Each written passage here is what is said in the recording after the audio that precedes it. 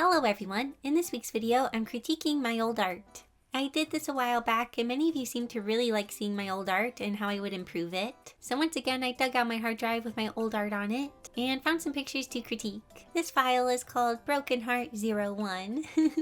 As you can see, we have a girl that looks a bit sad and her face is kind of weird. I remember that I wanted this character to look really sad, however the expression looks more surprised and just a bit sad. So let's try to make her look sadder. First, I'm going to move the irises in. Like we discussed in the first video, I had a habit of drawing the irises like they were looking outwards, and as a result, the gaze of the character looks really weird. Next, I'm making the top eyelash line thicker just to kind of adjust the shape of the eye. If you want the eyes to look more closed or squinted, making less white of the eye visible can help. Something that can help a lot for conveying emotion is making the lower lid curve upwards. This makes the lower lids feel like they have some tension in them. And when we cry or smile really big, our lower lids often move up, so by including this detail can help convey the emotion more. Next, I'm going to edit out these eyebrows. This was pretty easy because my shading is so splotchy. Like I said in the first video, I didn't really know how to use the blending tool properly. To help the eyebrows look less shocked, I'm going to move them downwards. I also often like to include a little line by the eyebrow to suggest a crease or fold. Last is the mouth. When I want a character to look sad, I'll draw the mouth in a kind of peanut shape. It goes inwards in the middle. Oh, I forgot I did this. I'm using the liquify tool to adjust the shape of the head a bit, to maybe help it look a little better. So yeah, now it's really easy to tell the character is sad. The first expression is a bit harder to read or totally know what they're feeling, and kind of looks a little bit like that meme where anime characters are gonna go crazy. I'll see if I can find it. This file is called Alone. I guess she's alone. So what I want to talk about for this picture is the hair. It feels very stiff and stringy, and I'm going to cover half of the hair and redraw this half. One thing that's really working against the hair is the line art. It has no line variation or tapering. Also, all of the lines of the hair are stopping around the same point, and that just feels kind of odd. The lines need some variety.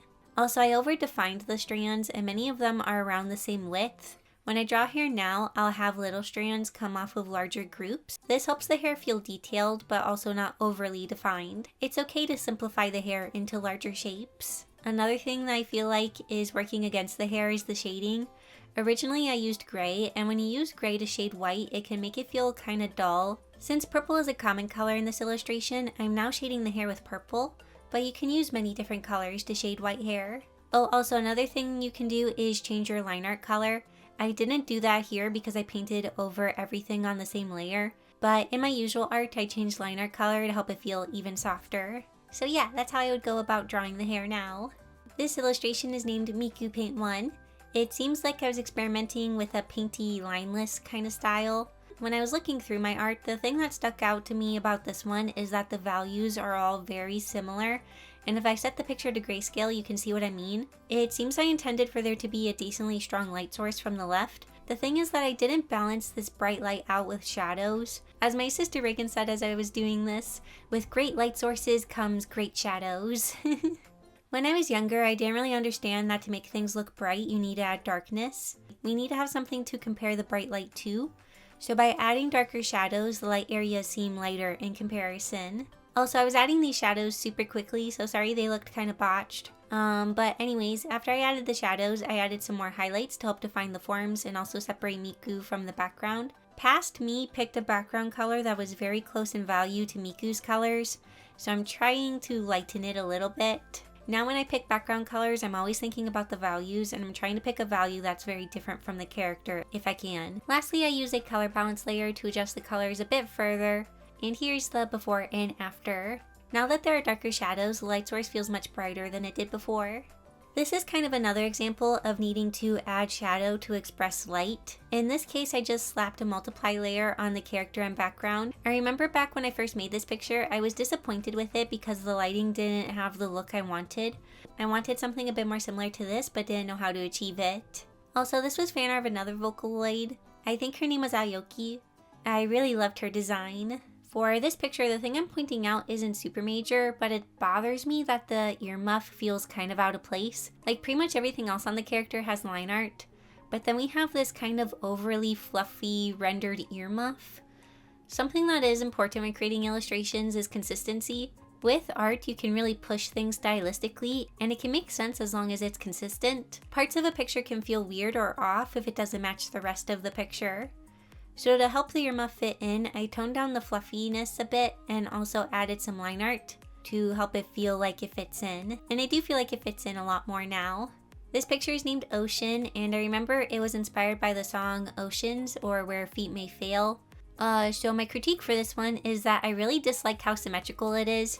You can totally tell I was using the symmetrical ruler, and in this case it just feels kind of uncanny and unnatural. I don't like it. I do still use the symmetrical ruler in my art, but the way I use it now is different from how I used to use it. A lot of times now I'll sketch with the symmetrical ruler, but then when I'm doing the line art, I'll turn it off when I'm not working on the face. Like for this footage, I'm doing line art for Doris's upper torso. I was working on something for my webcomic. I did sketch it with the symmetrical ruler turned on, so it's easier for me to make sure both sides are the same width and all that stuff. However, now I'm doing the line art without the symmetrical ruler, so both sides do get small differences, and these little differences help things feel more natural. So yeah, the symmetrical ruler is really nice and can really help the work process, but if things start to get weirdly symmetrical, it can make things feel kind of weird or unnatural. So how did past me manage to make Kirby so uncute? Like, he's so weird looking. Anyways, what I wanted to talk about for this picture of Kirby is the way I shaded him. The light source is on the left, so I put highlights on the left and shadows on the right. And that makes sense, but for some reason Kirby looks really flat instead of round. And I want to explain why that is. So when I originally shaded Kirby, I applied the highlights and shadows only around the edges. This kind of makes Kirby's form feel like it has an edge or is flat in the middle. I also applied the gradients in a very flat way. They aren't curved to follow the form. When rendering the highlights and shadows on objects, it's very important to keep the form in mind. Like, spheres aren't flat circles, they curve out in their shape. So when adding the highlights and shading, I add them in a more curved way to match the form. And since it's very round, I don't define the edges because there aren't any. It's kind of weird to think that in the past, shading this Kirby took me like over an hour. And this took me under a minute. Practice makes progress. So before we continue, I have a question for you. Are you looking for a Christmas present for a special someone? Well, give them the best gift ever. The gift of learning with Skillshare. Skillshare is amazing because it's an online learning community with thousands of inspiring classes that cover all kinds of topics like illustration, animation, graphic design, and tons more. Skillshare is for anyone who loves learning and wants to explore their creativity and learn new skills, so it makes a great gift. If you or your special someone is wanting to get into art, I suggest Portrait Drawing, A Beginner's Guide to Drawing Faces by Brooke Glaser. Bring your character illustration to life with this beginner-friendly step-by-step technique for drawing faces. You'll learn shading, highlighting, painting your portraits, and how to get proportions correct and place the features, even when the face is turned in different views. You'll also learn how to choose beautiful skin tones and colors. Skillshare is ad-free, so you can stay in the zone while you're exploring these skills. Has new premium classes launched each week, so there's always something new to discover. And their entire catalog is now available with subtitles in Spanish, French, Portuguese, and German. Skillshare is the gift that keeps on giving, and if you are interested in trying it for yourself, the first 1,000 people to use the link in the description will get a 1-month free trial of Skillshare. Thank you so much to Skillshare for sponsoring this video, and let's get back to drawing. I remember working for a really long time on this illustration. I remember the desserts being kind of tricky for me to draw and trying to get the perspective to make sense. I also remember feeling a bit disappointed with it. It wasn't what I had envisioned in my head, and it's mostly because of the composition. Even though there are a decent amount of items on the table, the picture feels very empty. The reason for this is because the items are all very spread out and we have a lot of empty space around the upper and lower parts of the picture. So let's see what I can do to improve the composition. I'm going to start by moving all the items closer together. Sorry that I don't bother to clean up all the edges and make this super neat. This is just to get the overall idea across. Once the items are all closer together, I'm going to resize the picture so there's less empty space. Also, I don't recommend scaling your pictures up under normal conditions because you'll lose quality, but this is just an example so it doesn't really matter. Also, I want to point out that I allowed the edges of some of the desserts to go off the canvas. This helps give the feeling that there is a lot of desserts since they can't all fit onto the canvas. So the table feels more interesting, but the background still feels kind of meh. So I quickly painted in a plant of some sort. It's kind of just a messy blob of colors, and I blur it out a bit to make it not draw much attention. Speaking of blur, to add some depth, I duplicate the picture and blur the duplicate. And now I just take a soft eraser and erase where I don't want the blur to be. This helps the character to be more of the focus and also adds a feeling of depth since the edges are blurred. I decided to add some light rays, cause light rays, we all know how much I love them. I also decided to move the plant to the right, and I felt like the left still needed something, so I added a picture frame. Sometimes it can be hard to think of background details, but just taking a look around your own room can be really helpful, assuming you're not just drawing in an empty room. So here's the comparison. This is much more of the feeling I was wanting but didn't know how to capture. Instead of being in an empty feeling room that has a table of sporadically placed desserts, it now feels like she's surrounded by the food a bit more. When looking through my old art, it often makes me feel many things. A lot of times I do laugh at my old art because it strikes me funny, so I thought it might be fun to share some of that with you. So this segment is called Rapid Roasts. His arm looks like it belongs to an alien. Why is he so tall? He's massive. The bench is 2D and 3D at the same time and it's hurting my brain. Okay, how does her nose bridge extend past her eyebrows? That makes no sense. What did I do to Zelda? She looks possessed. This one strikes me funny because it's named me, and I don't know why. This one's named Happy Boy. Look how happy he is. I called this one Cool Boy, but he looks kind of like a thug. Oh my goodness, her back is broke. This fox looks like it's going to murder me. Grass wind coming for a landing. Phew. Where is Cat Noir's boots? And why is Plague outside of his miraculous while Adrian is transformed? I remember telling my mom when I drew this that you need a male character that draws in the female readers. This. Does this draw you in? And that's the end of Rapid Roasts. For this picture, it's probably kind of obvious what I'm going to talk about. Younger me was trying out foreshortening, and to this day foreshortening is still something I find to be pretty tricky. However, I have learned some things over the years that have helped me understand it a bit more. Something that makes this feel off is that there's no indication of overlap in the forms. The arm kind of feels like one form. It's not broken into upper and lower arm except for this slight indentation. Another thing that feels very off is where the wrist is connecting to the hand. The line for the arm stops up here, and this makes it feel like the wrist is very thick. In reality, the wrist connects much lower on the hand. So let's try roughly redrawing this pose and see if I can do any better now. I sure hope I can.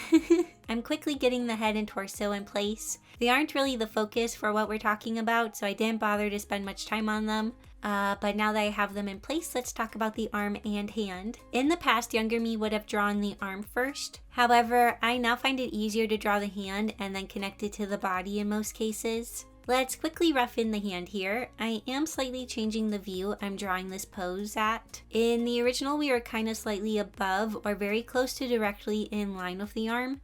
This time I'm moving our viewpoint to slightly below the hand and arm, because I felt like it'd be more interesting and help get the pose across a bit more. Now I just need to connect the body to the hand.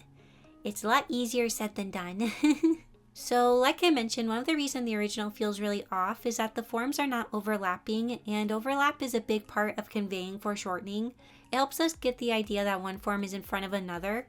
Also, like I mentioned, the wrist was connecting too high up before, so I draw an oval shape to help me remember where the arm is connecting to the hand. I'm starting by getting the forearm shape in place. Since the forearm is closer to us, we're going to see it more than the upper arm. When drawing foreshortening, it's very important to understand the shapes of the body and how they appear from different angles. Knowing where forms bump out and where they taper is really helpful. If you find you have a hard time drawing the body in different poses or angles, I recommend trying to draw individual parts from different views so you can get a better understanding of their form. Like in this case, I know the upper part of the forearm bumps out, and because of this, I'm going to make the bump overlap the upper arm.